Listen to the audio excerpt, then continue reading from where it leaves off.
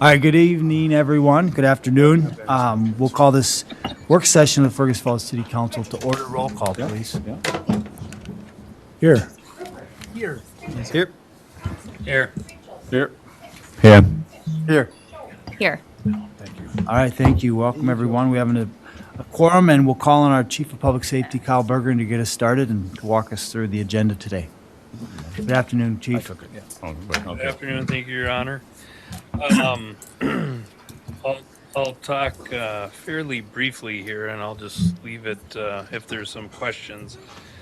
I think the two main reasons we're here tonight or this afternoon is to talk about the public use ordinance, and then also to talk about some zoning issues. As you may have heard, August 1st, marijuana became legal to possess and use in the state of Minnesota. We currently have a moratorium in place on the sale, and really, other than I think Red Lake Indian Reservation, just because they're not under state control, has opened a dispensary, but for the most part, nowhere else in the state is selling marijuana until the state can get their cannabis board up and running. The law doesn't affect per se the hemp-derived THC edibles. I think when Clara talks about the zoning portion, I think one thing that the law did provide is some better definitions. So there were some, I think, Scott, you had some questions on, what did we call it? It was 2 weeks ago. Manufacture, yeah. What is is making a baked good considered manufacturing versus the process of extracting oil from the plant, is that manufacturing? So I think the one thing that the new law does provide is for some better definitions, so that should help you. And I won't steal too much of Claire's thunder when you get into the zoning portion. So Thanks, Kyle. you're welcome. So I'll go into the public use ordinance. I don't remember how many pages the law was. Is it like 300 pages? It's again, there are some improvements, and there are definitely some things that I think the legislature could have done a better job on. When you look at the state laws, when we viewed it, it looks like public use is currently prohibited under the state law. It talks about possession, talks about transportation, but use it talks about limited to private property. I think part of the issue for the ordinance is to just really clarify that public use is forbidden, and then also it provides for a sanction. And the state legislature has said that the highest sanction you can go for that is going to be a petty misdemeanor. So it's about the equivalent of a parking ticket. It's not something that you can be arrested for or brought to jail for. You'd be issued a citation and sent on your way. I think in the package we include the model ordinance. So if you take out the model ordinance that was in your packet, I think this follows the state statute very clearly. So basically it says it would be unlawful to use marijuana in public. It defines what a private place would be as a private residence, the curtilage or the yard. It also defines what public property is, and private establishments. Anything other than those three defined items would be considered public. And I think that's the easiest maybe way to define what a public space is. We did look at a couple other ordinances that were being proposed. One, the county ordinance. in there, they try to go through and define every single public space. And I think it just kind of lends itself to, um, you know, lack of clarity, because there's going to be some issue that arises where, well, it's not clearly defined as this space, so is it public or is it private? I think in the ordinance that you were provided, again, we followed what the state law is as far as what a private space is. That's clearly defined. The ordinance follows those definitions, and then it just says any other space would be deemed a public space. So with that, the only other thing I would mention, I don't know if we've included that in the model ordinance, is just maybe a clarifying note that anything that is covered by the Indoor Air Quality Act, so basically anything that is where you're forbidden from smoking cigarettes indoors would also include cannabis being smoked. So with that, I guess I would just open it up for questions as it pertains strictly to the ordinance on public use.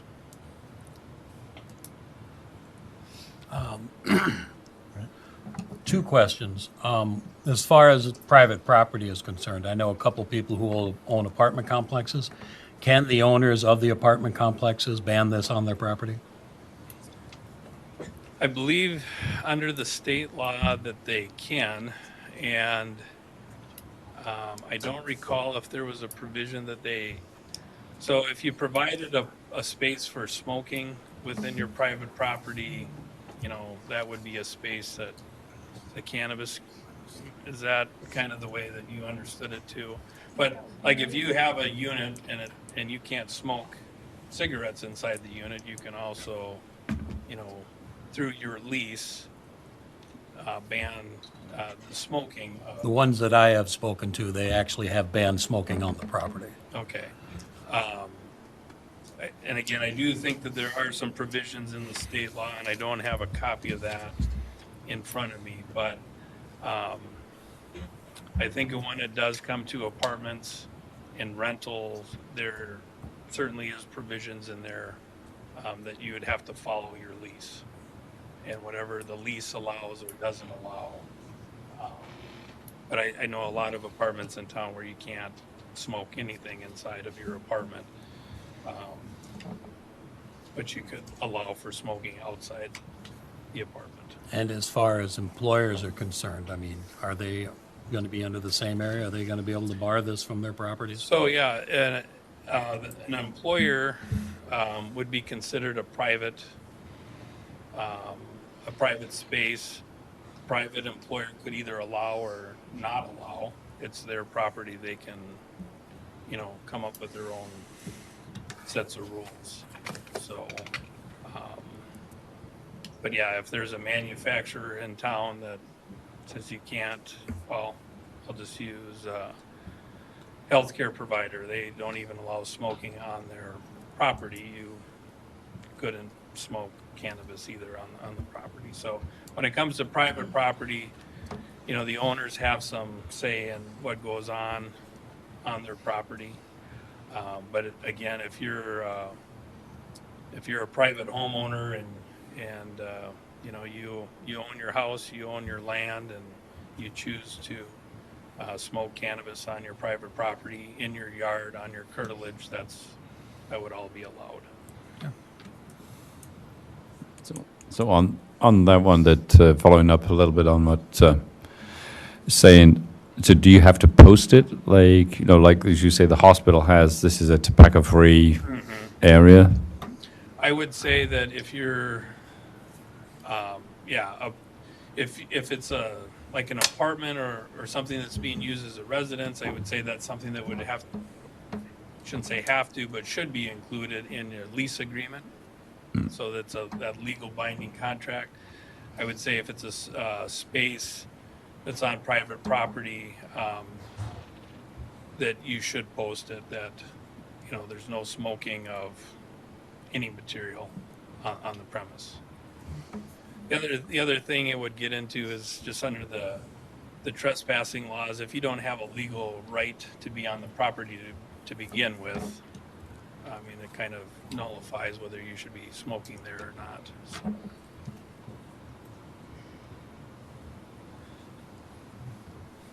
And I just want to make clear too that what our ordinance is talking about is specifically public property. We're not regulating anything on private property. And again, it just mirrors what's currently in the state law pertaining to private property.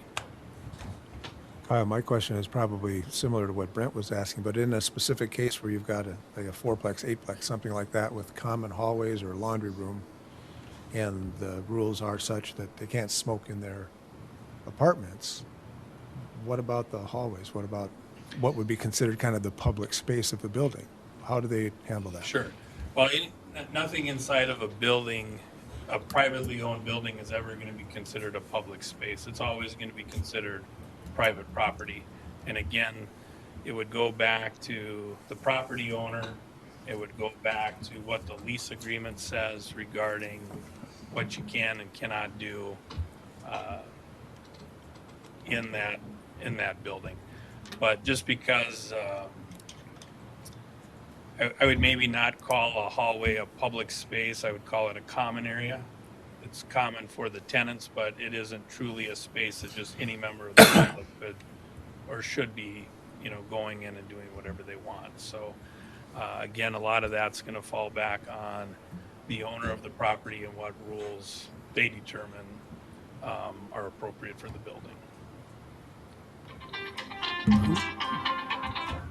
Forgot to do that this morning today. Better you than me. $20. Yeah. My question is the, you mind, Ben? The events, it says here events, so do we have to have a license, of course, or how do we? Sure. So there's a section in there that talks about, you can't deny a cannabis event, and I think an event can last up to 4 days. I don't read anything in there that says that you have to allow that on public property. So I think if someone was having an event on private property, they would probably have to go through the special event process. And then I guess it's up to you as the council, or if you direct us as staff, as it talks about that a city can put forth certain provisions that the event would have to follow.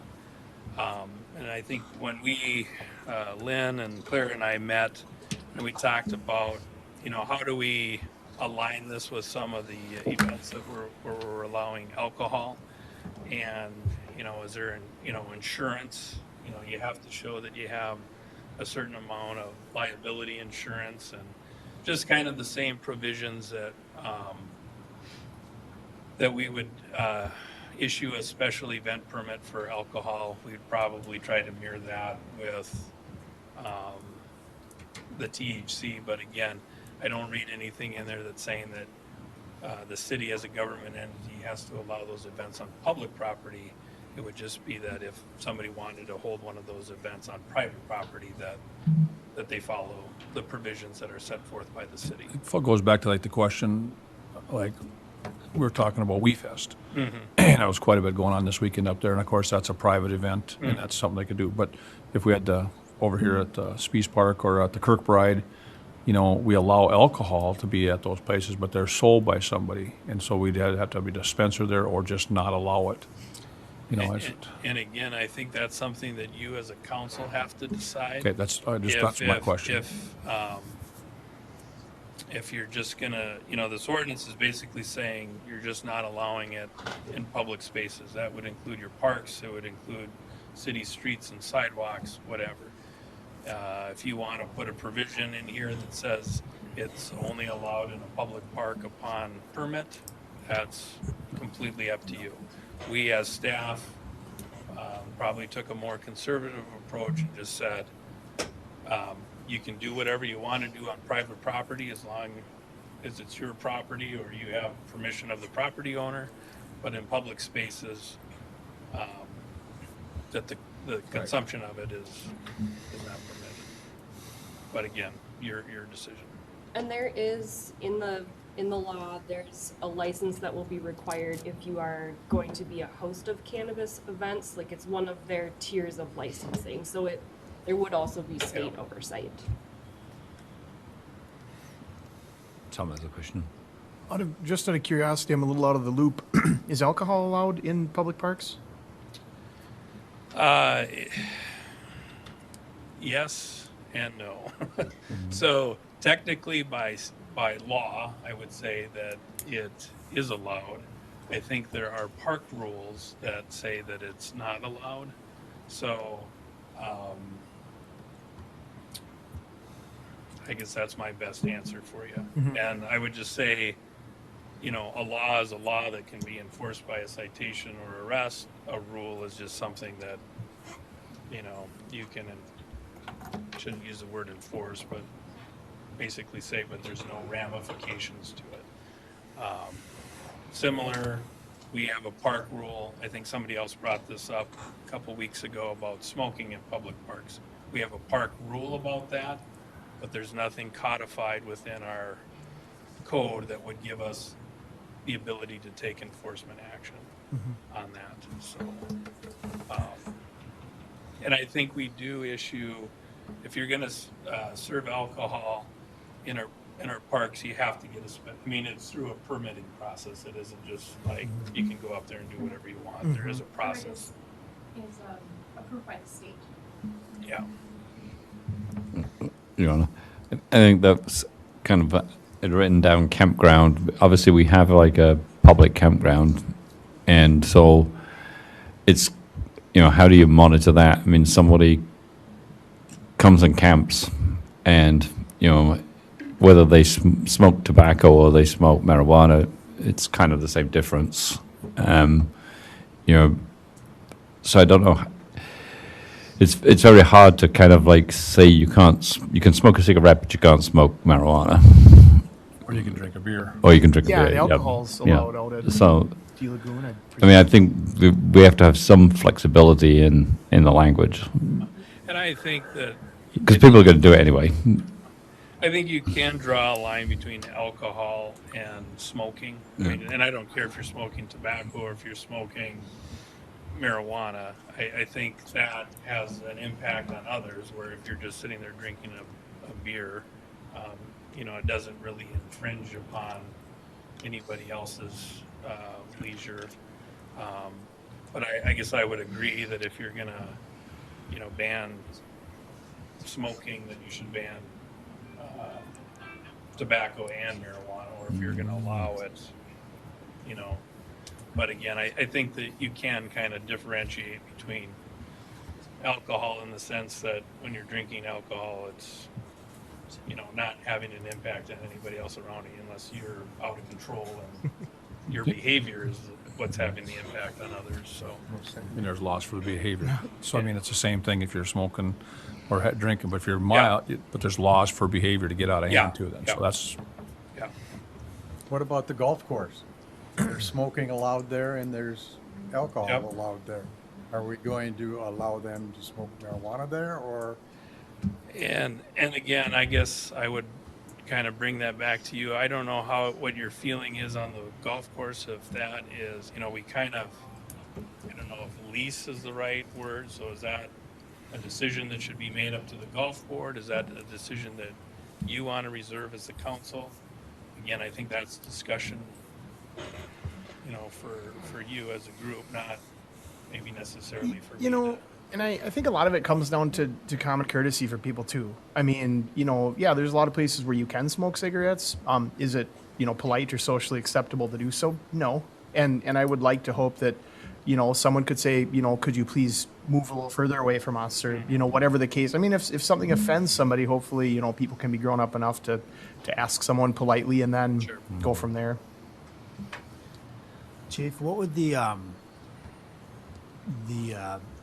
timeframe be of a proposed ordinance? I mean, we adopt it, it would be an ordinance, correct? That goes through the time.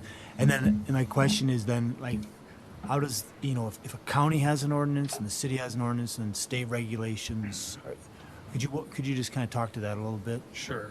So I'll do the state first. So nothing in our ordinance can circumvent state law. So, it's not like we can pass an ordinance that bans marijuana altogether in town. That's clearly not an option. Basically, what they've done is they've left the door open for us to talk about this public use part and also to talk a little bit about zoning. So that's really what the state law allows for us to do as a city. I think the county ordinance, did it say that it excluded if the city adopted? I can't remember. I think, Your Honor, I think the county was considering doing countywide public agreement. Yeah. And they're discussing it tomorrow. I have a copy of it here. I don't. It does not include exemption language. Okay.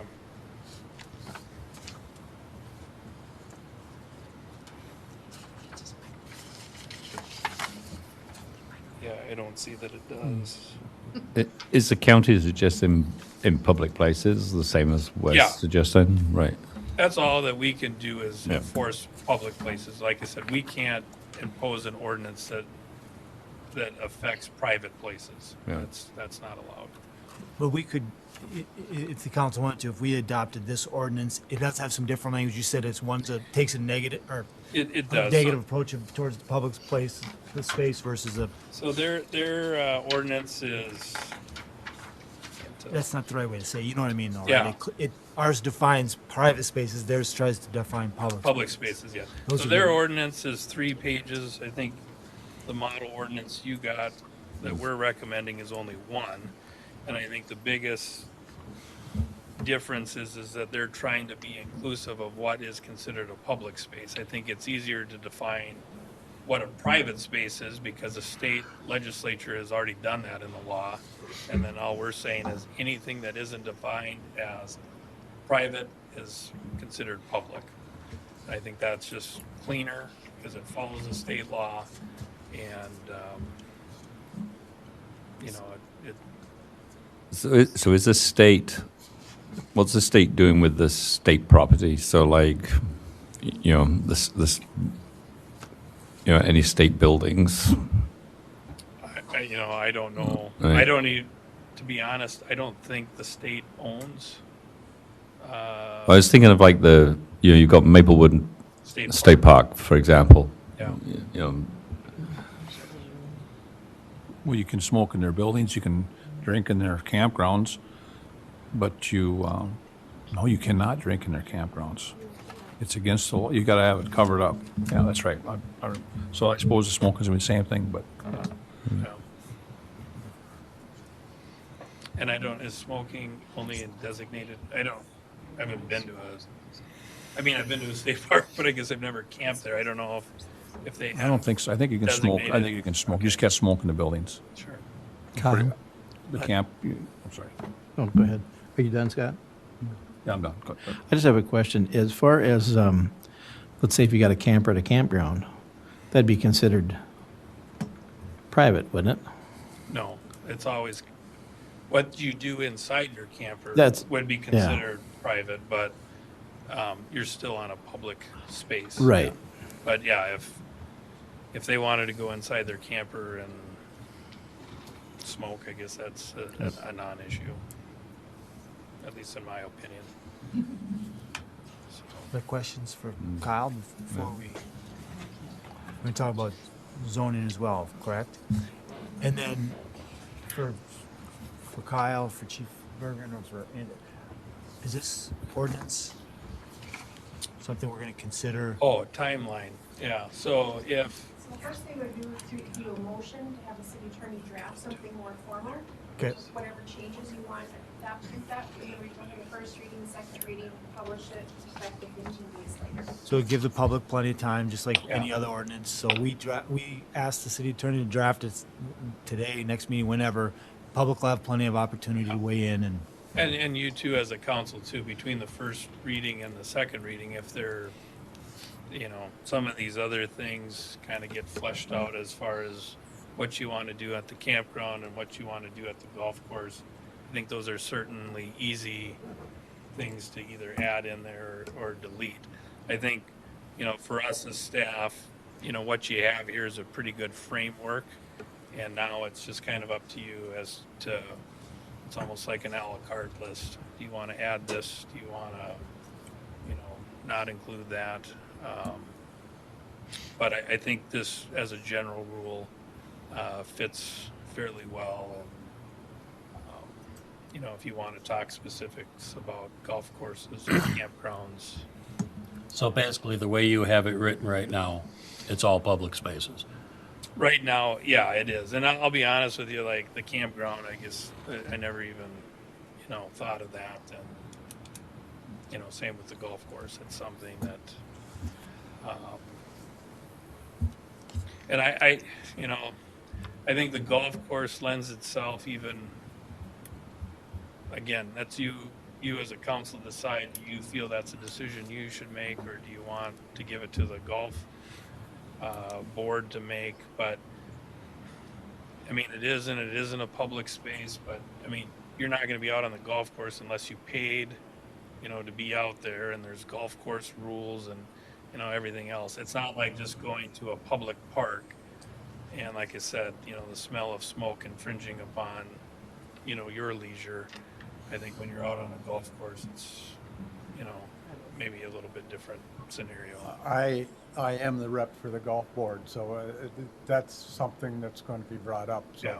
that's why I asked the question. Sure. And I think too, this talks about, I guess it doesn't, but, it kind of goes back to the smoking in the parks, Like I said, I don't think it matters if it's cigarette smoke or marijuana smoke. I think just the smell of smoke, infringes on other people. The consumption of a beverage, whether it's an alcoholic beverage or if it's a THC beverage, probably doesn't infringe as much. So, those are things that you... One thing too, Jim, the lease is up this year, I believe, for the golf course, so we can Yes. talk about that in those lease Yep. talks. That can go right into the lease. Right. And I'll just end by saying, if you want us to look at, we intentionally didn't try to include like a smoking ban of tobacco products at city parks. I think that's kind of a separate ordinance. If that's something that you want us to pursue, then you just have to tell us and we'll come up with something. But I don't remember who brought it up a couple meetings ago, but right now it's a rule. It's not an ordinance. So. All right. Thank you, Chief. Thank you.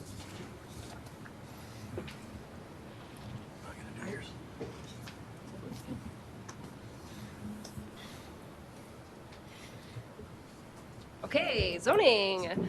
So the new law allows cities to have some say when it comes to where in the community sales and manufacturing may occur.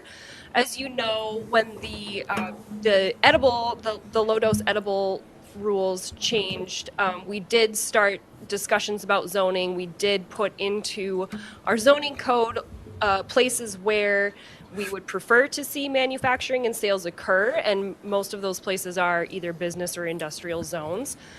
So this new conversation, I think, would be building off of what the Planning Commission has already done, but incorporating more of the new rules. So as Kyle mentioned, they dig a lot further into the actual definitions of what manufacturing is, the different kinds of manufacturing. That is not something that our current ordinance handles. So it will be nice to have some of that broader definition brought into the language. And we've also taken feedback from what council has said during work sessions in the past about what you would like to see in, say, like our downtown areas or with shared kitchens, things like that. So we will be working with the city attorney on what kinds of things the city can regulate based on what the new rules say from a CUP perspective and see if that makes sense to continue to keep in our language. But the Planning Commission will be taking this on. They have appointed just a small committee of 3 members who will be starting to talk about this later this month. So they'll be building off of, like I said, the work that they did with the edible cannabinoids, and then just building up to including more of what the new rules suggest. Once they've done that work and send it on to City Council, it will be up to you to further that conversation and then put that into actual effect. So I'm here now to get maybe some early feedback from you about the kinds of things that you're thinking. Based on conversations that we've had, some things that I think we will try to keep in mind as we are working is no manufacturing in shared kitchen space. I think that was kind of where our discussion led a couple months ago. No access to manufacturing space by those under 21. We can look at what that looks like in our own ordinance. And then restricting noisy machinery use to industrial areas. Those are some of the takeaways from earlier work sessions. But if you have questions or thoughts right now, this would be a great time to discuss them. Well, sorry, I'll just add there, I think in the new state law, it did address shared kitchens where you, by state law now, you cannot kitchens with any other, if you're making THC products, there can't be any shared use. Yeah, the new law goes further into, first of all, there will be a licensing process now with any kind of manufacturing, so that would include using kitchen space, and then it does dive into a little bit further what kinds of like materials you can be using in the kitchen and what that looks like from a licensing perspective. So some of that is taken care of. When it comes to low dose edibles, there is going to be a license for that, but it's still pretty broad as to where those activities can occur. So until we know more from the state about what the licensing is going to look like, I think we'll have to kind of leave that up in the air to really define what that looks like then from an ordinance perspective here.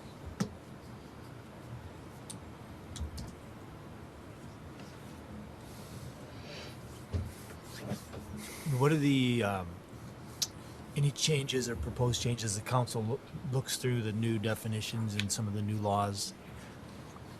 How does that sit with the current zoning ordinance and the current rules we have in place for existing manufacturers? Because there's a moratorium on new, right, but not existing. So how does that play out? And as we go through this, does it affect anything? I mean, it will, yeah, because it's going to help us define a lot better what the manufacturing actually looks like, so then we can better say where in the community we'd like to see that occur. Does that kind of answer your question? Yeah, I guess. So I'm just to clarify, like as we go through this, it's a zoning ordinance that'll go through the same process as the use ordinance, and any effects then would take place when so again, public has, it's a process, it's introduced, it's discussed, public has inputs, opportunities, council can modify, change. It's a similar process. Yep, and there's an opportunity, I think, for there to be public hearings both at the planning commission level and at the council level if you'd like. Sure. But through that process, the existing ordinances are continue to be in effect. Yes. As they are today. Is that right? Yes, that's correct. Can we clarify that obviously under the license limits, it was more just about how it reads, because it says the city may limit the number of licensed cannabis retailers to no fewer than one registration for every 12,500 residents. So does that mean that obviously you have to issue a minimum of one, but can you issue more? Because obviously we're 15,000 people plus or minus. Yep. So you can issue more, but you've obligated to issue a minimum of one. Yeah, if there's a business that's interested, since we are over 12,500 people, you would at least provide one license, and you can provide as many licenses as you would like. Right. No limit. I don't believe there's a limit, no. Now, there is a minimum, but if we choose to just go with the minimum, are we required to do more than the minimum? No. No. At this point in time, it says you're not obligated, but that could obviously change.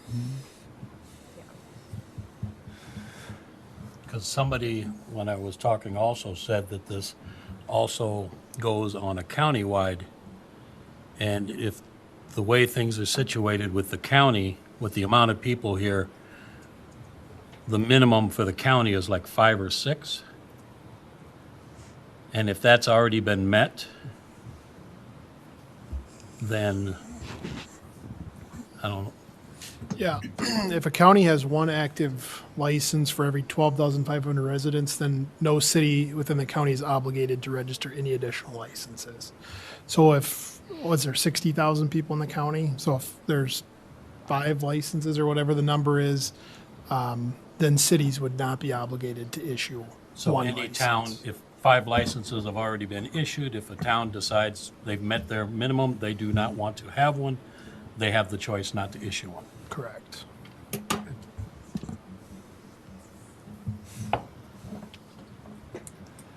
So is there, coming back to Scott's question, which was on manufacturing, is that going to get defined, do you think, by the state as to what is like raw material manufacturing as opposed to kind of like Yeah. added value manufacturing? It does get into that, yep. Right. It does make that more clear. I toured a facility that's probably the size of this room, and it was full. I mean, it's a pretty good sized piece. So I just know, I just want to know what they're gonna say or where that's gotta be. Was that added value or was that raw material manufacturing? No, it's just raw material. Right. Raw material is stacked up in, all bundles of 40 pounds, I think they comes in, and then the machine sat here, and the compressors were over here. It's quite a really interesting piece, so. Yeah, that is all defined in the new state law. but Okay. The different manufacturing processes and definitions are far better defined, and I think, as we spoke, that we'll try to incorporate that new language into the Right. Other questions for Claire regarding zoning? Just So, as like. I suppose one question on, like, so from, at the moment, the state allows you to have, I think it's 8 plants, like 4 mature, 2 medium, and 2 seedlings or something. Is there any likelihood that that will get expanded? I mean, because on one hand, if this is going to become an industry, 8 plants isn't going to cut it, to kind of get volume. Is there anything in the state? That's for personal use. Yeah. Yep. So if you wanna, like start a greenhouse where you're selling for, mass production or mass sales, there's a licensing process for that as well. But what you're referring to is just what someone could have in their personal home for personal use. Right. And I don't, know if that's really going to change, but if you wanna, like you said, go into the greenhouse business, there's a separate process for that. Right. Thanks. You started to. Oh, I was just going to say, as we continue through this process, the state is also going to continue to be providing further clarification. So when the Office of Cannabis Management starts to get up and running, they will have further insight for cities to be using. So some of these questions might be answered later on down the road by the states. We're going to obviously continue to do our work here at the local level, but we're going to be monitoring very closely what's coming out of the state so we can make sure that we're including that in the work that we're doing as well. Yes, Scott. Since the subject was brought up about like a greenhouse manufacturing, large-scale business, then our zoning probably also needs to take that into account where, Yep. in the same way that we would regulate the manufacturing of the low-dosage things that we talked about earlier, a month or so ago, we would need to have then a clause or something, for this. Yep. And we Even- do have a zone that would probably be appropriate for larger growing operations. I would say our residential agricultural zone would probably be appropriate for something like that, but I'll let that be a conversation Planning Commission has as well. Because it sounds like we could regulate sales, like we have, where it's got to be in a brick and mortar building and it can't be in a mobile unit, and it's got some of those kind of restrictions. To what degree then we'll be able to regulate this kind of manufacturing and put it in an industrial zone only, for example? We ought to be able to do that, or can we just exclude it altogether? It's a good question about excluding altogether. I would doubt that we would have that authority. So I think we would want to have something in our zoning that says if somebody is going to do a business like this, this is where it would be allowed. One of the other details that had to do with compliance checks I see, and what the state is offering is that it'll be up to our local law enforcement then to check for underage and all of that. So then they're going to need to also visit places like this that would be manufacturing places. That is possible. I think when it comes to some of the manufacturing stuff, I think there might be support from other state entities like the Department of Ag potentially. So they might take on some of that work, but we'll have to dig a little further into that. Because I know like the growing, sorry. Oh, go ahead. Yeah, no, you go. I was just gonna say, you know, a lot of this is just so up in the air right now. Like the pharmacy board used to regulate this; they're completely out of it now. We just had the Department of Health in town. I think it was last week. We went around to the different stores that sell the low dose hemp-derived THC and did compliance checks there. So right now, the Department of Health is, you know, the state agency that's kind of doing the regulation of this, and then this cannabis board, you know, will be up and running, you know, at some point. So I think the different regulatory agencies of the state is going to continue to change. You know, we talk about greenhouses. There's already greenhouses in the state that are growing medical marijuana. They're already regulated by a different, you know, they might be under the pharmacy board or they might be under agriculture, but just think as this emerges that we're going to see a constant change in what regulatory agencies are playing a role in, you know, doing, you know, on-site visits and on-site inspections. So I would just tell you that it's a very fluid thing and it's going to be constantly changing, I would say, for the next, you know, 3 to 5 years before kind of plateau. I got one last question. Obviously, with all this changing, and obviously it's been kind of somewhat on public media too. What are we going to do locally to help better prepare our kind of law enforcement in recognition and training, so that we're not kind of, I mean, yeah, and whether we can kind of combine that with like the county, you know, whether, you know, getting somebody, if you have to get somebody up here to do a classroom for kind of how to define whether this is a alcohol-related issue or a marijuana-related issue. Sure. As far as the enforcement goes, you know, I know the county has a couple drug recognition experts. We have 2 drug recognition experts. So when it comes to the part about, you know, public safety and enforcing, if people, you know, are under the influence, they're out in the community committing some other act in violation of the law, or they're driving while impaired.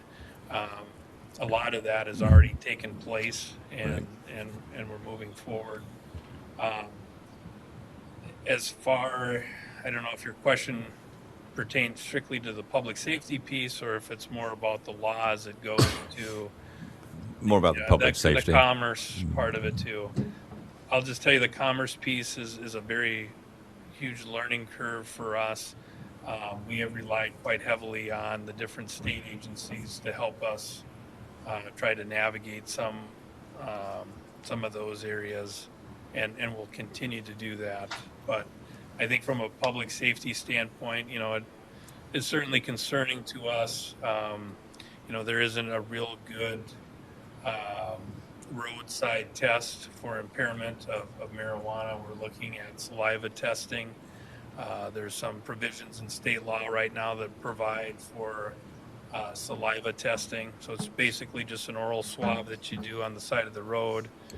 You put it in a tube, and within a minute or two, you get results if somebody has THC in their system. So, and then again, the individuals that have been certified as drug recognition experts, they go through about 3 weeks of training. Last individual went out to Philadelphia. They, bring people in that are under the influence of a variety of different controlled substances, and before they can become certified, they have to go through a variety of physical tests on these individuals, and they have to be accurate in their determination of what controlled substance they're under. So that's already started. I'm guessing that we're going to have even more of these people become drug recognition experts in the future. Kyle, I just, for you guys, it's going to be really tough. And because everybody has a different chemical makeup. And it's going to be a expert drug person against somebody else in a courtroom. And it's going to be against word. And that's what's really concerning to me, that there is no really definite test for this. And I think it hits hard home for me because I see somebody from the result of accidents. I know you do too. And it's a tough thing to see a person who has been killed or they have killed somebody else. And that's what makes it hard if there's not a definite test. And I wish that there was something at this particular time, but this is kind of in my opinion, this is a danger zone. And you guys are going to have to deal with it. And I wish I could help you with it, but I don't know what to tell you.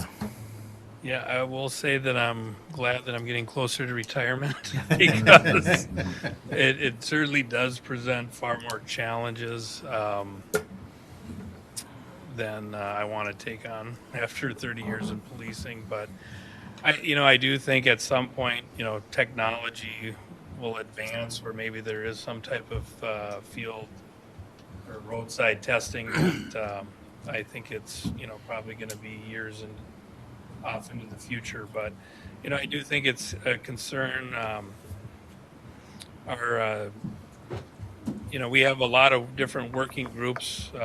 Otter Tail County is a partner in them, as well as our Towards Zero Death Coalition and our Safe Communities Coalition. And I know that they have reached out to states like Colorado where, cannabis was legalized years ago, and have started to track some of the, more specifically the traffic-related incidents. And I think that there's about a 70% increase in traffic-related incidents, where serious injury or death is a result. And I think it's like anything else, when it's new, there's a spike in use. I think you have a lot of people that, probably try this product that aren't familiar with it and, get behind the wheel, and there's, negative consequences. And I do think that, I think some people think, well, it's legal, that means it's safe. And I think it's just like any other, whether it's alcohol or anything else, you have to be responsible in your use. You have to take into account that your actions could have those negative impacts on other people. So it definitely is going to pose some challenges. I think we're going to see some negative results in the first few years. And I don't say that from my own personal feelings. I think it's, data driven from other states that have experienced these same things after the legalization. So, it's just, there's good and bad with everything, and that's clearly going to be a negative result of it. So. Yeah, Brent. I do got one question when it comes in, when we're talking about public spaces and how they allow alcohol and how they allow smoking cigarettes and everything else. when you're drinking alcohol, it's not affecting the people around you. When you're smoking, what I would like to see is some research done to find out what are the results, more immediate results of breathing in secondhand smoke from cigarettes and breathing in secondhand smokes from marijuana. We already know what the long-term effects are, but it would be nice to know if there is a research out there that it shows what the immediate effects are within, the day or whenever, because if somebody's out there smoking marijuana in public, somebody sitting next to them shouldn't be forced to leave. And if they're forced to inhale this, what could be the effects that happen on them? And that would be something, as far as I'm concerned, would be information that would be needed to know. And I would maybe just add to, I've kind of listened to everybody's feedback here, and under provision C, we talk about premises or events where things are allowed. And I think to Tom's point about if there's alcohol there, should THC be allowed? And I think maybe if we mirrored that with THC beverages or something along those lines, but I do think it is in our best interest to, just ban the public smoking or vaping of THC products. I think it goes, without saying that like you said, Brent, that I don't think people should be subjected to that. And what you do on your own private property, that's up to you. But I do think that there are ways, I guess to Tom's point, that where we can be fair and be in alignment with alcohol. But again, I think you can draw a clear line between, smoking and vaping and like a THC alcohol or an edible. So I would just, again, as my personal opinion or my professional opinion to you, I would just clearly continue with the prohibition on the smoking of THC in public or vaping of it. So. Thanks, Chief. Any last thoughts? All right. Thanks, Chief. Thanks, Claire. We'll be adjourned until 5:30.